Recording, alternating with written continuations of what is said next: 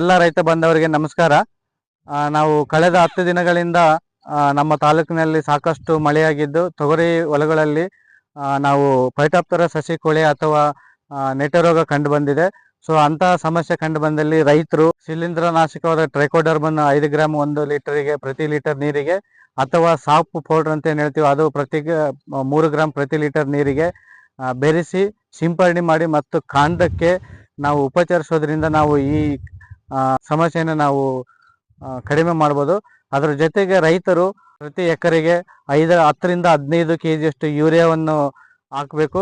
ಅದರ ಜೊತೆಗೆ ಒಂದು 4 ದಿನ ಬಿಟ್ಟು ಮತ್ತೆ 19 ಅಂತ ಏನ್ ಹೇಳ್ತೀವಿ 19 ಅದನ್ನು ಸಹ ನಾವು ಮಾಡೋದ್ರಿಂದ ಈ ಸಮಸ್ಯೆನ ನಾವು ನಿವಾರಣೆ ಮಾಡ್ಬೋದು. ನಾವು ಈಗ ನೋಡ್ಬೋದು ಇಲ್ಲಿ ಹಿರಣ್ಣವರು ಹೊಲದಲ್ಲಿ ನೀರು ನಿಂತಿದ್ದಾವೆ, ನಿಂತು ಬಿಟ್ಟು ಈ ತರ ನಾವು ಸಮಸ್ಯೆನ ನೋಡಿದ್ದೀವಿ.